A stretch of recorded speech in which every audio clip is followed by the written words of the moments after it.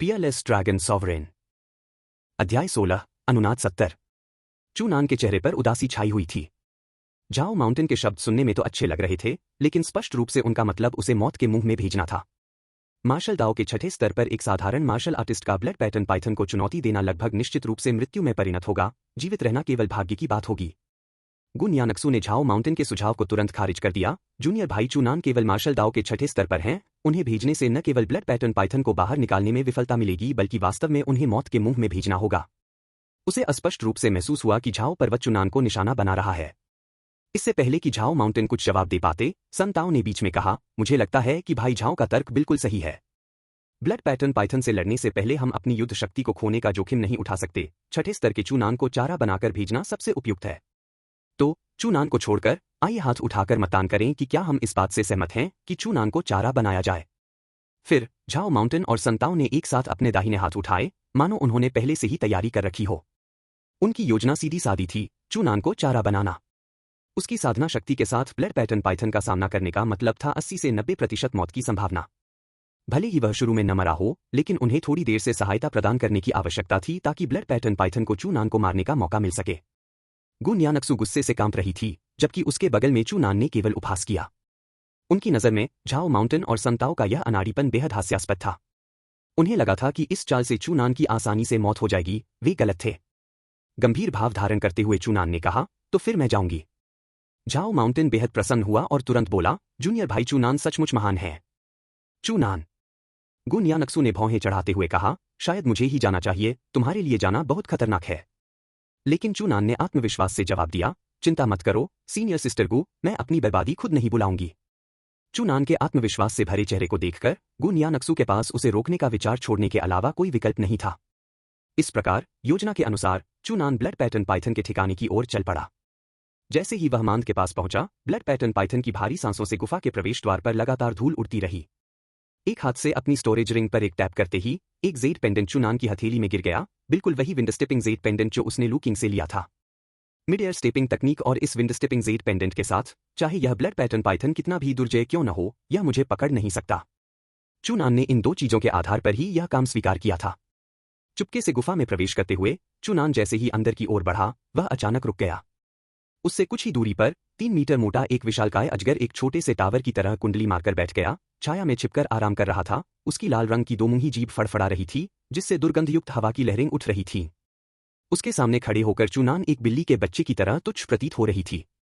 तो यह है ब्लड पैटर्न पाइथन, उसने धीरे से कहा, जिससे उसकी दोमुंही जीभ तुरंत हिलने लगी। इससे पहले कि वह कोई और हरकत कर पाता, ब्लड पैटर्न पाइथन ने अपना सिर ऊपर उठाया और उसकी लाल आंखें धीरे धीरे लालटेन की तरह चमक उठीं। अपने दरवाजे पर लाए गए शिकार को देखकर रक्त पैटर्न अजगर खुशी से झूम उठा, उत्तेजना से कांप उठा और फिर चूनान को निगलने के लिए अपना विशालकाय मुंह खोला, जो एक छोटे घर जितना बड़ा था। उस खाई जैसे मुंह को देखकर चूनान बिना किसी झिझक के मुड़ी और भाग गई। ब्लड पैटर्न अजगर स्वभाव से ही क्रूर और खून का प्यासा होता था। जरा सी भी गलती हुई तो वह पूरा का पूरा निगल लिया जाता था, हड्डियां भी नहीं बचती थीं। तुरंत ही चूनान ने सोअरिंग विंड स्काईस्टिपिंग तकनीक का प्रदर्शन किया। धूल के बादल उठते हुए उसने धूल उड़ाई, फिर वह उछला और हवा में ही पैर पटकते हुए तेजी से मांद के निकास द्वार की ओर भागा। सोअरिंग विंड स्काईस्टिपिंग तकनीक के साथ न केवल उसकी गति बेहद तेज थी, बल्कि वह थोड़े समय के लिए हवा में भी कदम रख सकता था, जिससे ब्लड पैटर्न पाइथन द्वारा पकड़े जाने की कोई चिंता नहीं रहती थी। ब्लड पैटर्न पाइथन, जिसमें अभी भी बुद्धि की कमी थी, ने जाल की परवाह नहीं की और बिना किसी झिझक के उसके पीछे दौड़ पड़ा। चूनान गुफा से बाहर निकला, उसके ठीक पीछे ब्लड पैटर्न पाइथन था। सूरज की रोशनी में उसके काले शरीर से खून के रंग के बादल जैसे पैटर्न निकल रहे थे, जो उसे असाधारण रूप से चमकदार बना रहे थे। लेकिन चूनान के पास ब्लड पैटर्न अजगर के आकर्षण की प्रशंसा करने का समय नहीं था। उतरते ही वह फिर उछल पड़ा और उसे झटकने के लिए अपनी पूरी ताकत लगा दी। ब्लड पैटर्न पाइथन का खुला मुंह किसी भी क्षण चूनान को निगल सकता है। यह दृश्य देखकर गुन यानक्सू ने जल्दबाजी में चिल्लाते हुए कहा, ब्लड पैटर्न पाइथन बाहर आ गया है, जल्दी से कार्रवाई करो। लेकिन झाओ पर्वत ने गुन यानक्सू का रास्ता रोकते हुए कहा, चूनान अभी थोड़ी देर और टिके रहने वाले हैं, आइए तब तक इंतजार करें जब तक वह ब्लड पैटर्न पाइथन की ताकत को और कम न कर दे। सन ताओ ने भी यही बात दोहराई, भाई झाओ सही कह रहे हैं।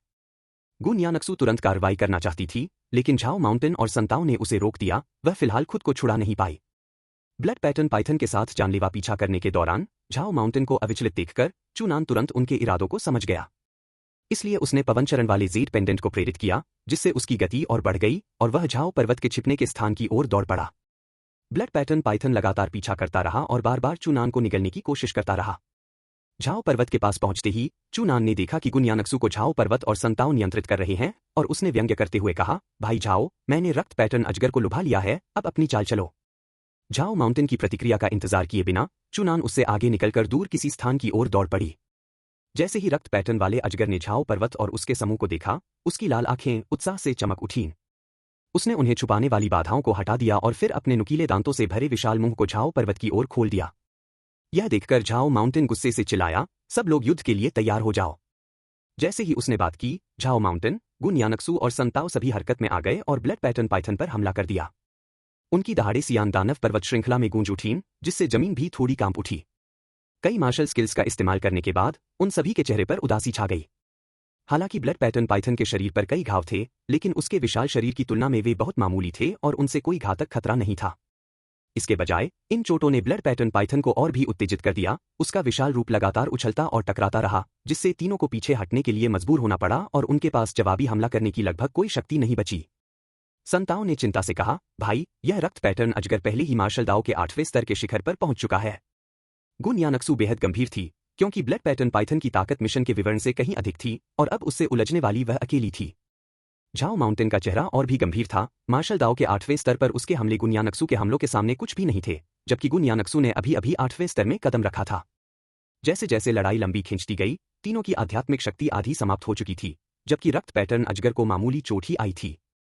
इसी तरह लड़ते रहने पर वह केवल लगातार हमले करके उन्हें हरा सकता था। इस बात का एहसास होते ही झाओ माउंटेन ने बिना किसी झिझक के कहा, छोटी बहन, हिम्मत रखो, मैं मदद ढूंढता हूं।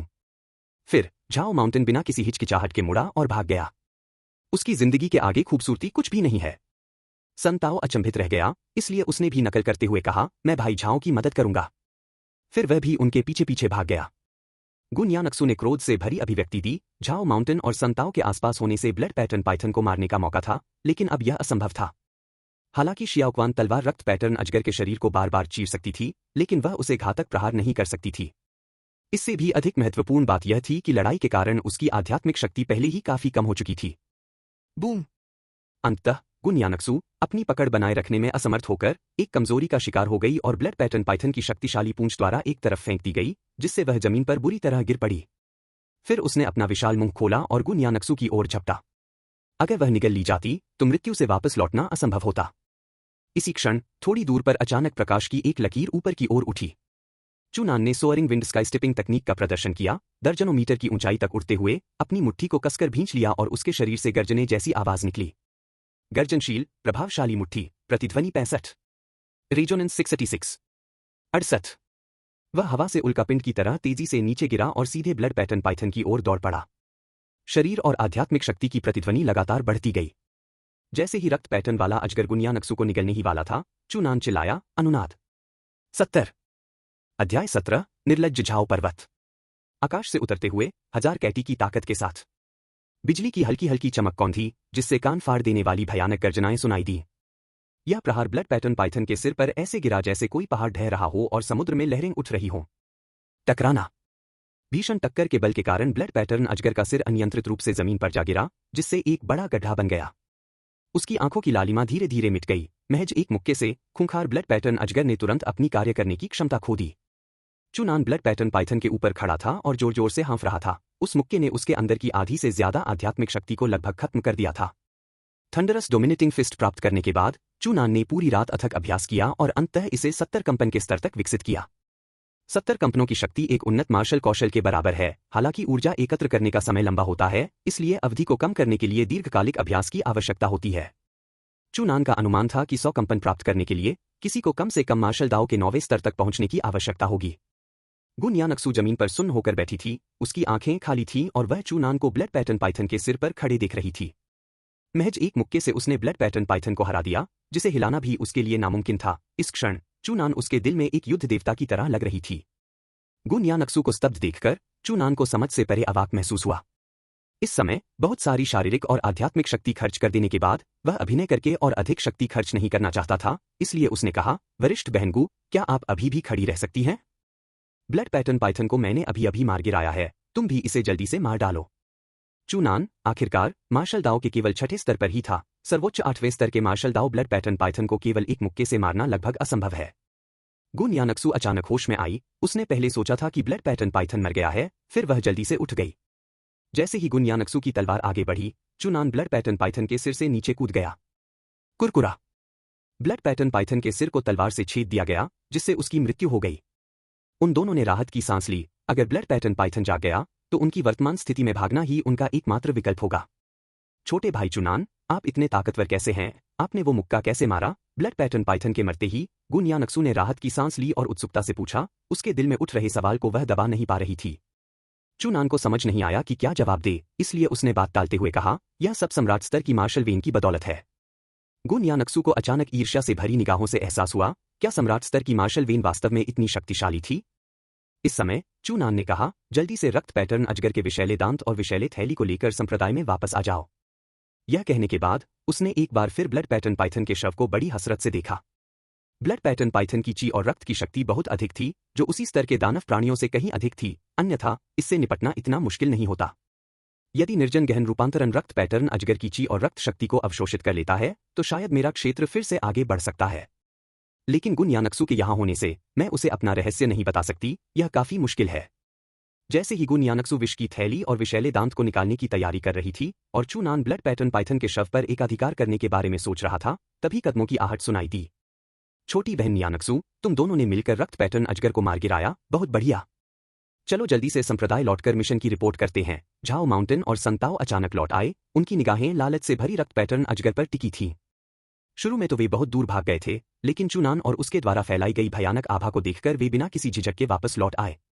सब कुछ वैसा ही हुआ जैसा उन्होंने उम्मीद की थी। ब्लड पैटर्न अजगर सचमुच मर गया। गुन यानक्सु ने झाओ माउंटेन को ठंडे लहजे में देखते हुए कहा, झाओ माउंटेन, क्या तुम पहले ही भाग नहीं गए थे? वापस क्यों आए? इस मिशन से अब तुम्हारा कोई लेना देना नहीं है। गुन यानक्सु झाओ माउंटेन और संताओ के बीच रास्ते से भाग जाने पर बेहद क्रोधित थी। लेकिन संताओ ने सिर हिलाते हुए कहा, गुन यानक्सु, तुम गलत हो। अगर मैंने और सीनियर ब्रदर झाओ ने ब्लड पैटर्न पाइथन को बुरी तरह घायल न किया होता तो तुम उसे कैसे मार पाती? सच कहें तो ब्लड पैटर्न पाइथन को मारने का श्रेय सीनियर ब्रदर झाओ को जाना चाहिए। झाओ माउंटेन ने भी आगे बढ़कर कहा, ब्लड पैटर्न पाइथन को मारने का सारा श्रेय मुझे ही जाता है, इस शव पर मेरा ही अधिकार है।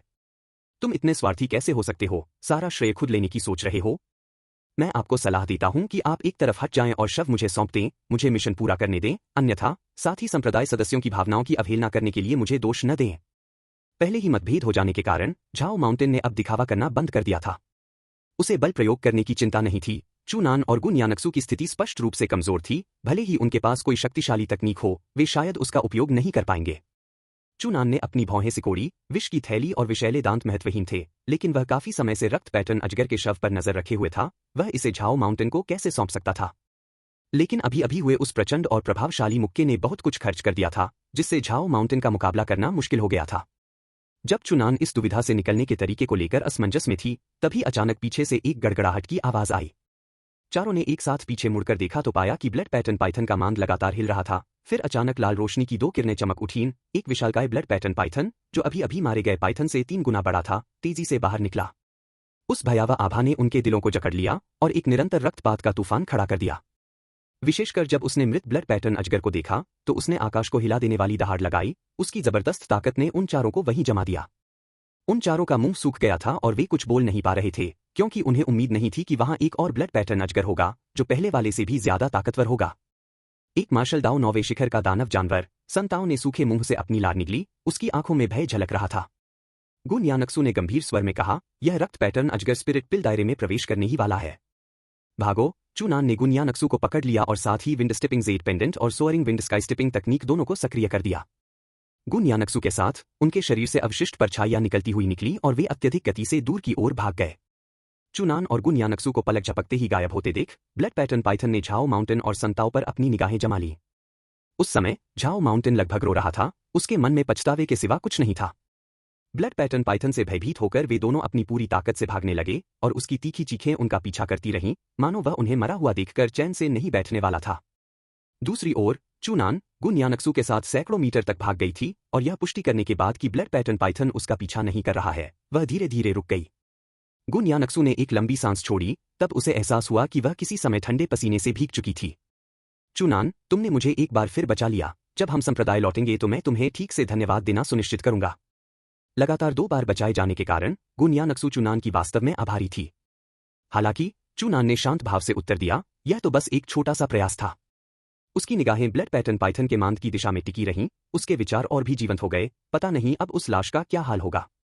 यह सोचकर चुनान ने जोखिम उठाने का फैसला किया और गुनयानक्सु से कहा, यही रुको, मैं जल्दी वापस आऊंगा। इसके साथ ही गुनयानक्सु की सहमति की परवाह किए बिना चुनान हवा में उछला और वापस लौटने के लिए अपने कदमों के निशान पर चलने लगा। कुछ ही देर में चुनान कुछ दूरी पर लौट आई और अभी तक बिना खून बहे हुए ब्लड पैटर्न पाइथन के शव को देखकर काफी दुखी हुई। इतनी सारी ऊर्जा और खून बह गया, कितना अफसोस की बात है। झाओ माउंटेन का पीछा करते हुए ब्लड पैटर्न पाइथन का कोई संकेत न देखकर चुनान ने पहले विषैला दांत और विष की थैली ली, फिर अपने हाथों से लाश को फाड़ दिया, जिससे ताजा लाल मांस के बड़े बड़े धब्बे दिखाई दिए। इतने बड़े शव को ले जाना अव्यावहारिक लग रहा था, शायद बेहतर होगा कि जितना संभव हो सके उसे मौके पर ही अवशोषित कर लिया जाए। निर्जन गहन रूपांतरण ने तेजी से काम किया, शायद प्रचुर मात्रा में ची और रक्त शक्ति को महसूस करते हुए इस तकनीक की संचालन गति सामान्य साधना की तुलना में आश्चर्यजनक रूप से 10 गुना से भी अधिक तेज थी। लाल रंग की आभा लगभग एक मूर्त रूप धारण कर चुकी थी, जो लगातार चुनान के शरीर में विलीन होती जा रही थी और उसकी साधना अविश्वसनीय गति से बढ़ रही थी। अध्याय 18 वास्तव में एक दिव्य प्राणी। ब्लड पैटर्न पाइथन की रक्त ऊर्जा बलडेन चुनान के शरीर में प्रवाहित हुई और उसकी साधक शक्ति ने उसके शरीर और साधना को पूरी तरह से झकझोर दिया। कितना शक्तिशाली!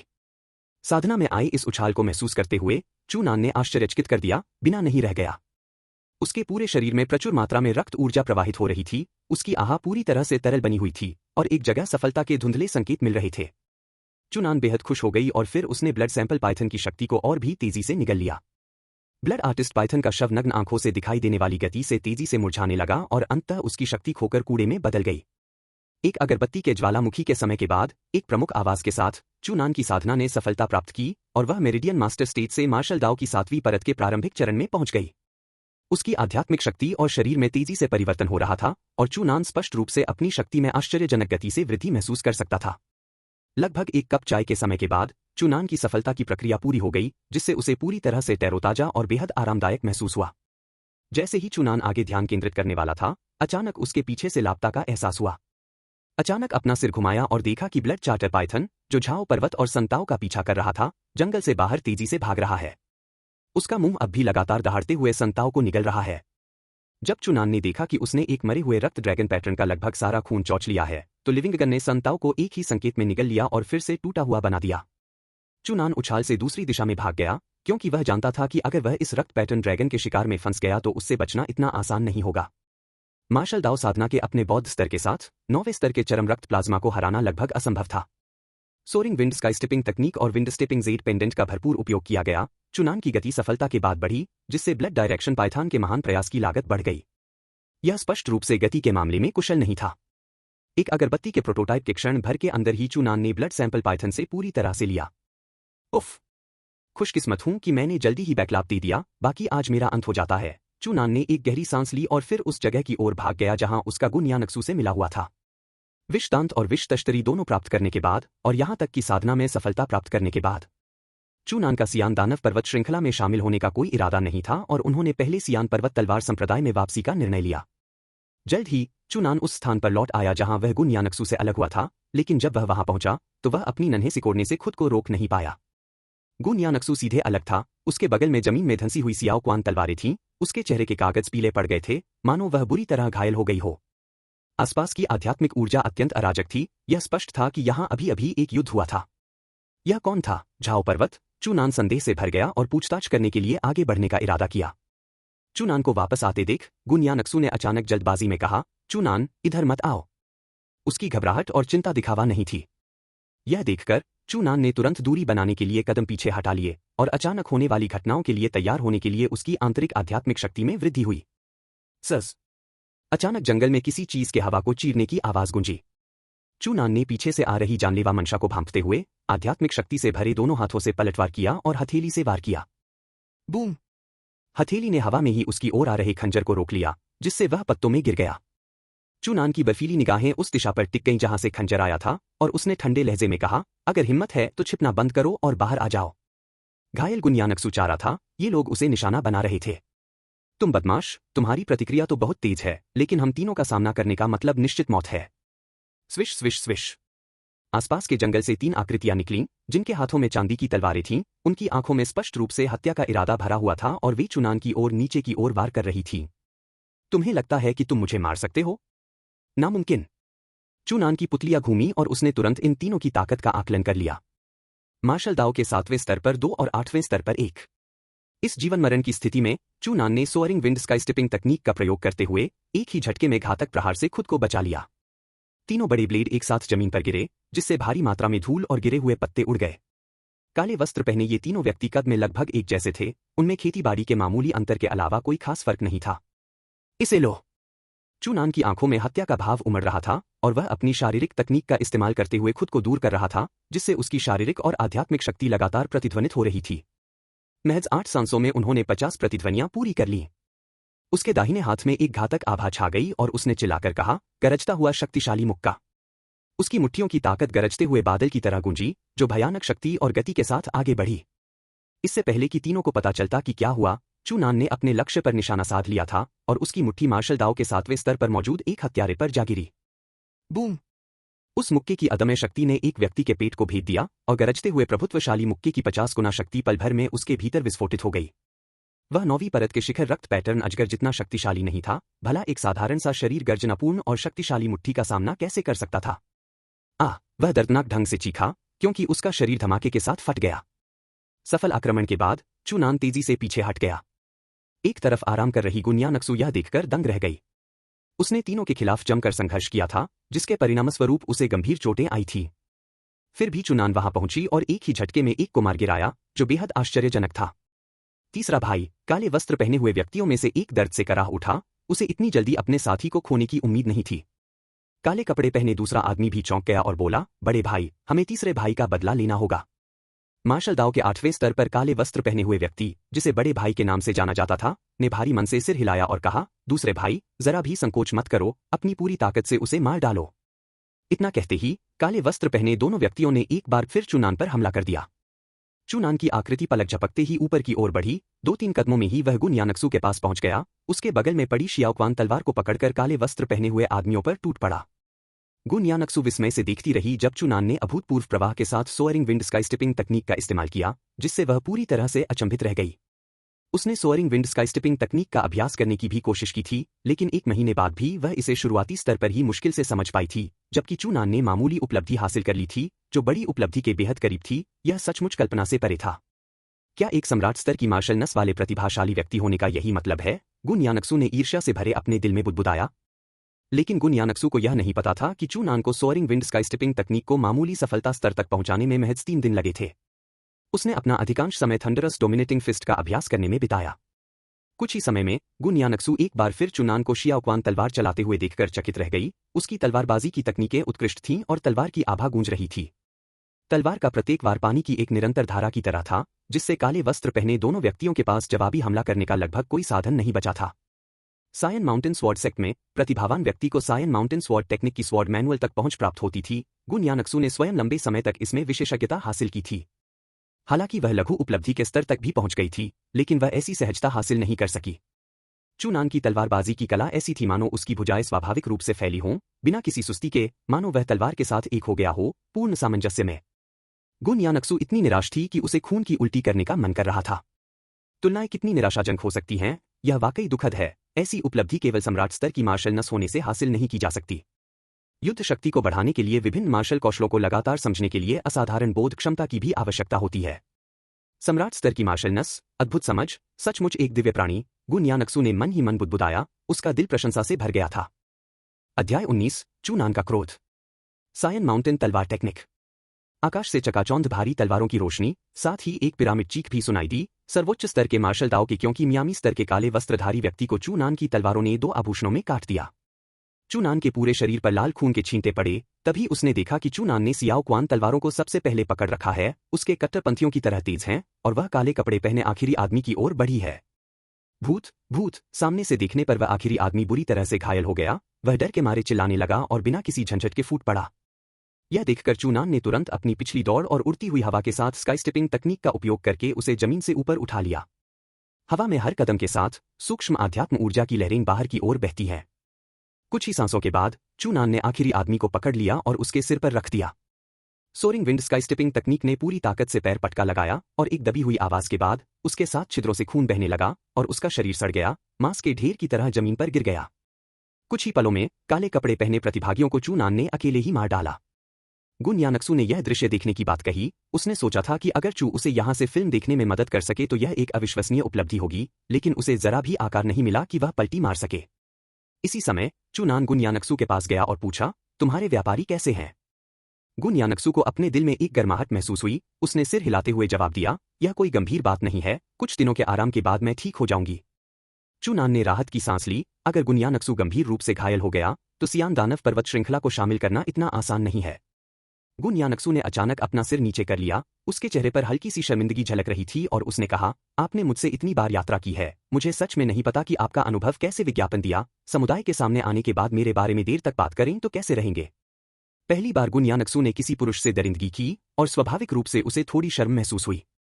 लेकिन चूनान ने लिटिल सा माथा सिकोड़ा। वह साधना से अन्य मामलों में अतिरिक्त समय बर्बाद नहीं करना चाहती थी, इसलिए दृढ़ता से कहा, धन्यवाद की कोई आवश्यकता नहीं है, ये लोग मेरे लिए आए थे, बस बीच में फंस गए। चूनान के ठंडे शब्दों को सुनकर गुन यानक्सू को निराशा हुई और बेबसी दोनों को महसूस हुआ। संप्रदाय के अंदर अनगिनत लोगों ने अपने दस्तावेज को स्वीकार करने के लिए होड़ कर दिया था, फिर भी चूनान ने बार बार उन्हें ठीक कर दिया। जैसे ही गुन यानक्सू ने एक और प्रयास करने की योजना बनाई, उसकी पुतलियां डर से दिलचस्प हो गईं और उसने चूनान को धक्का देते हुए चिल्लाकर कहा, सावधान रहो बड्स। एक चमकदार चांदी की तलवार की ऊर्जा चूनान के पास से गुजरी, फिर गुन यानक्सू के शरीर को चिराते हुए एक बेहद भयानक घाव को छुआ गया। धड़ाम खून से लेकर गुन यानक्सू बुरी तरह घायल होकर जमीन पर जा गिरी। उसकी छाती पर का एक बड़ा धब्बा गिर गया। क्या? चूनान ने इस दृश्य को अविश्वास से देखा। एक ओर तो वह पीछे से हुए हमले को देख नहीं पाया और दूसरी ओर गुन यानक्सू ने उसकी रक्षा के लिए अपनी जान कुर्बान कर दी। उसके जीवन में किसी ने भी उसके लिए ऐसा कुछ नहीं किया था। गुन यानक्सू ने कमजोर आवाज में धागे जैसी सांस के साथ कहा, चूनान, तुमने मुझे कई बार बचाया है, इस बार मैं तुम्हारा एहसान चुका रही हूं। मरणासन्न अवस्था में पहुंच चुकी गुन यानक्सू को देखकर चूनान को गहरा दुख हुआ और वह एक शब्द भी नहीं बोल सका। चूहान और चूहाई के हाथों यातनाएं सहने के बाद उसने फिर कभी किसी पर भरोसा न करने की कसम खाई थी, फिर भी गुन यानक्सू के कार्यों ने उसके अंदर के बर्फीले दिल को थोड़ा सा ही सही पिघला दिया। तभी पीछे से एक खेद भरी आवाज आई, बड़े भाई, आपकी तलवार को क्या हुआ? वरिष्ठ बहन गु संप्रदाय की शीर्ष 3 सुंदरियों में से एक हैं, आपने उन्हें इस तरह बर्बाद कर दिया, कितना बड़ा नुकसान है। ली जियानफेई ने भी बेप्सी से कहा, मैं भी यह नहीं चाहती थी, किसने सोचा होगा कि वह इतनी मूर्ख होगी, उस निकम्मे आदमी चूनान के लिए तलवार उठा लेगी। चूनान धीरे से मुड़ा, उसका चेहरा एकदम ठंडा था, उस पर भावनाओं का कोई निशान नहीं था। लेकिन कोई भी यह महसूस कर सकता था कि इस समय उसके मन में मौजूद भयावह हत्या का इरादा अभूतपूर्व था। चू मियाओ, ली जियानफेई, तुम हो, चूनान ने दांत पीसते हुए कहा। उसी क्षण उसे समझ आ गया कि काले वस्त्रधारी लोगों को पहले किसने भेजा था, कोई और नहीं बल्कि चू मियाओ। इससे पहले वाली तलवार को ली जियानफेई ने चू मियाओ के साथ मिलकर चलाया था।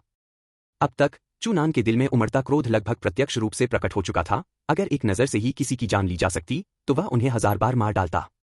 चूनान के ठंडे चेहरे को देखकर चू मियाओ ने तिरस्कारपूर्वक कहा, चूनान, कमजोरों का क्रोध व्यर्थ है। सीनियर ब्रदर ली, जो स्पिरिट पिलरियन के मार्शल आर्टिस्ट हैं, यहां मौजूद हैं, तो अगर मैं तुम्हारे सामने गुन यानक्सू को बुरी तरह हरा दूं तो तुम क्या कर सकते हो? यदि तुम अपनी साधना को पंगु बनाकर घुटनों के बल बैठकर दया की भीख मांगोगे तो शायद मुझे प्रसन्नता होगी और मैं तुम्हें एक लाश के साथ छोड़ दूंगा।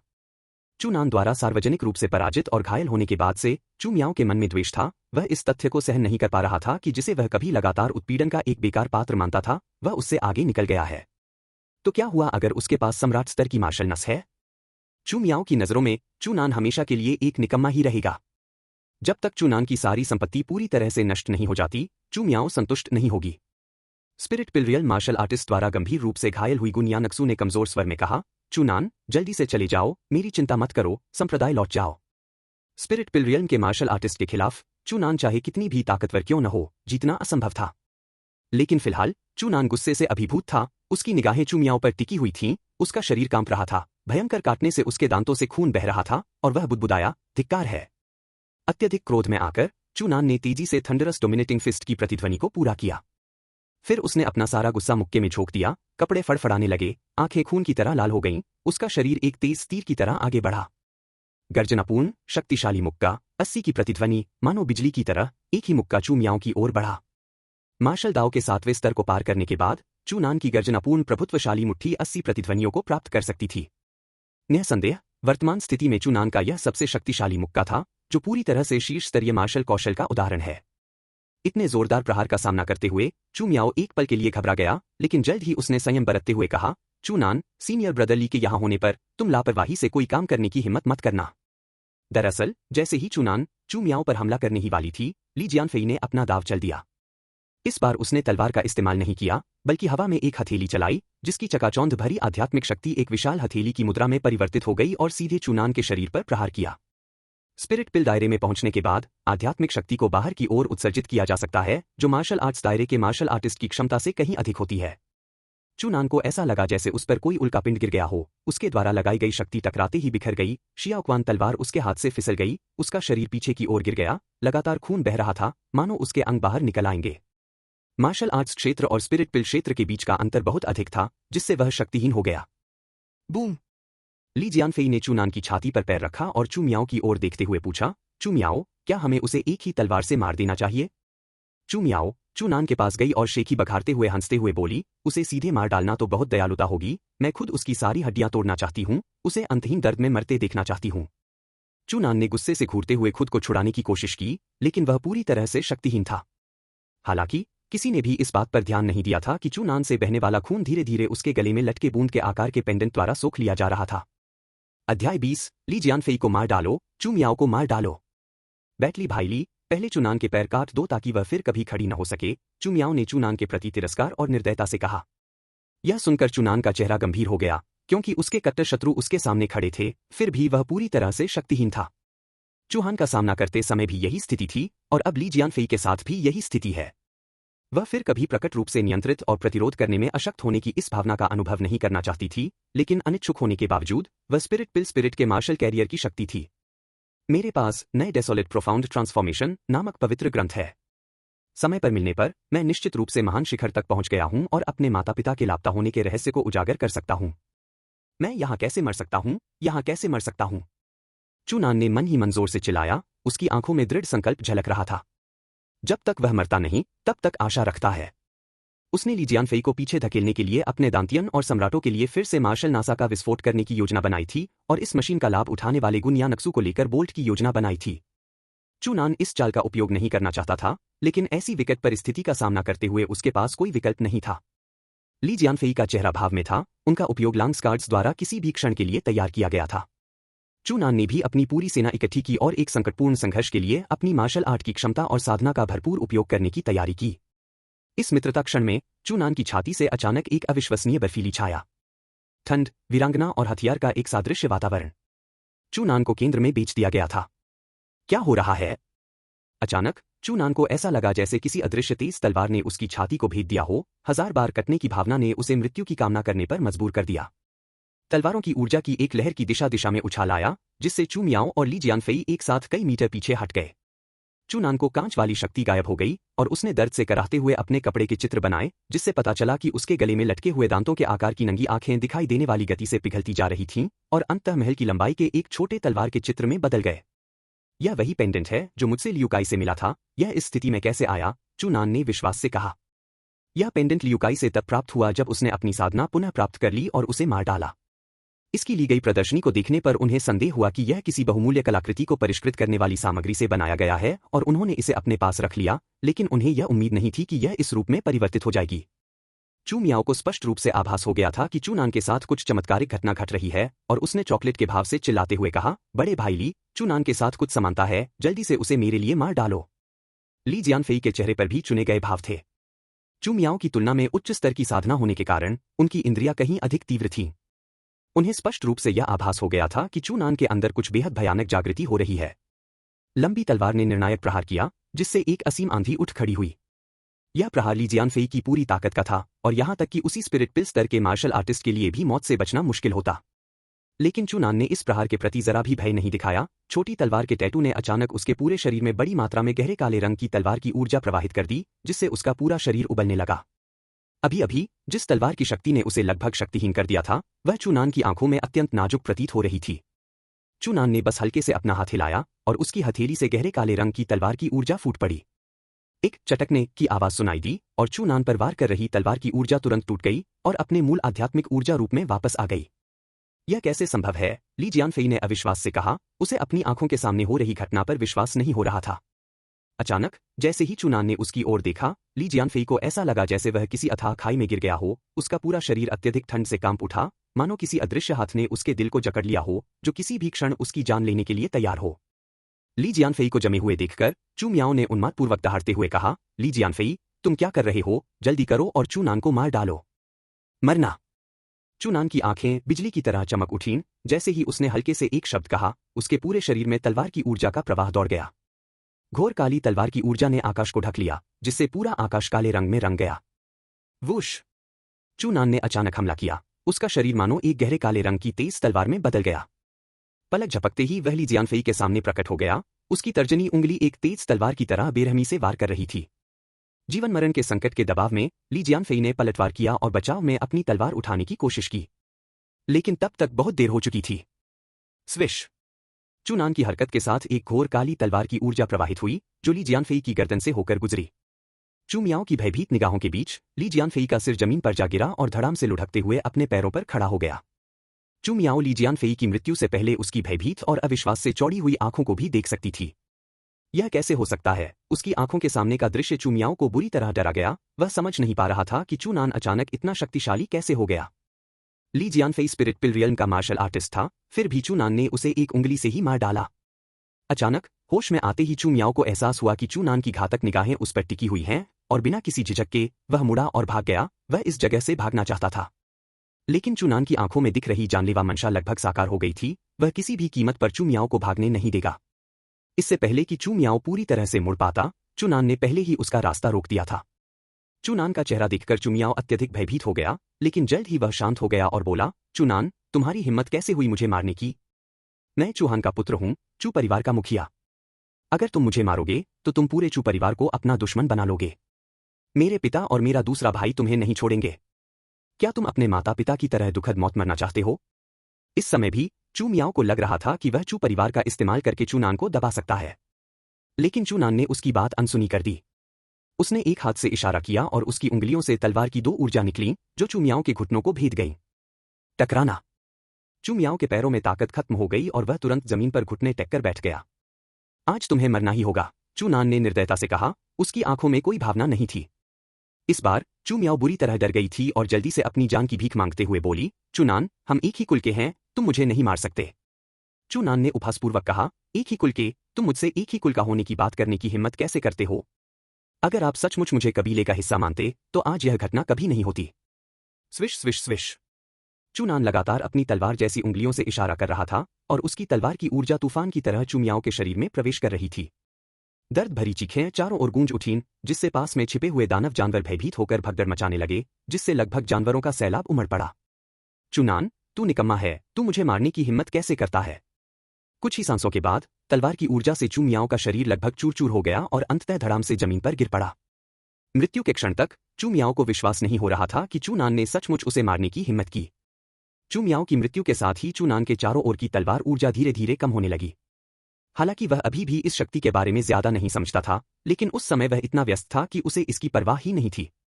वह अपने थके हुए शरीर को लेकर गुन यानक्सू के पास गया, जो अब तलवार की ऊर्जा के कम होने से कमजोर हो चुका था। गंभीर चोटों और अत्यधिक रक्तपात के कारण गुन यानक्सू पहले ही बेहोश हो चुकी थी और उसे इसका पता भी नहीं चला था।